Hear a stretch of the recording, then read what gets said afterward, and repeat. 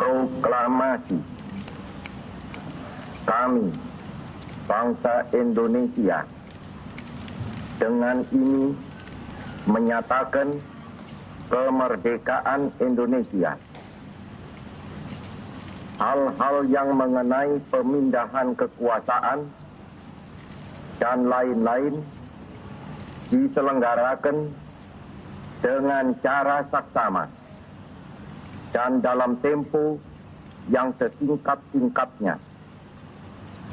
Jakarta, 17 Agustus 1945, atas nama bangsa Indonesia, Soekarno, Hatta.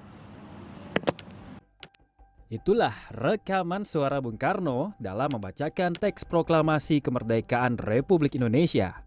Namun, tahukah Anda, ternyata bukanlah suara Bung Karno yang pertama kali diperdengarkan ke seluruh Nusantara dan dunia melalui radio saat pembacaan proklamasi pada 17 Agustus 1945.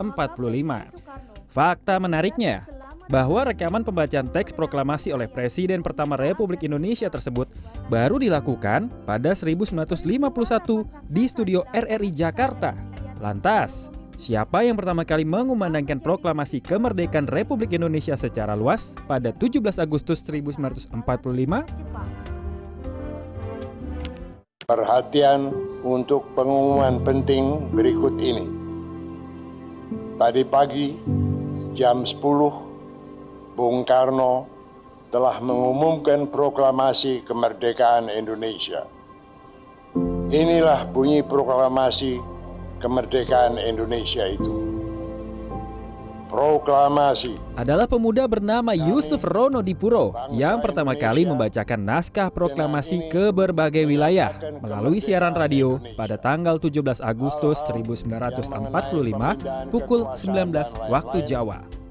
Dengan keberaniannya, sosok yang kini dikenal sebagai salah satu pendiri RRI tersebut membawa masuk naskah proklamasi ke ruang siaran stasiun radio pemerintah penjajah Jepang.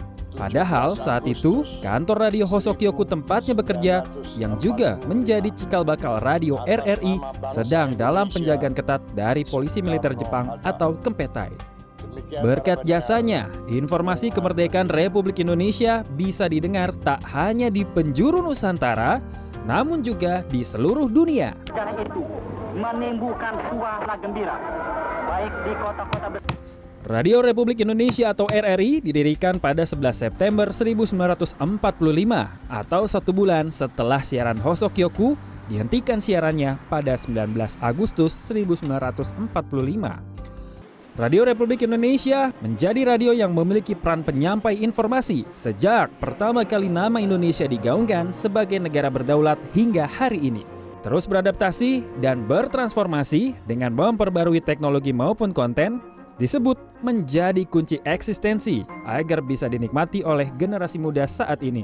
Sebagai bentuk dalam menghadapi tantangan zaman, Radio Republik Indonesia atau RRI juga turut berinovasi dengan menggunakan konsep audiovisual seperti yang ada di sebelah saya ini.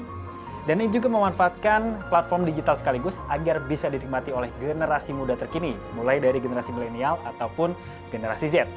Hal ini seakan senada dengan slogan yang dimiliki oleh Radio Republik Indonesia atau RRI sejak lama, yaitu sekali di udara, tetap di udara. Albi Pratama, Robi Bahtiar, Jakarta.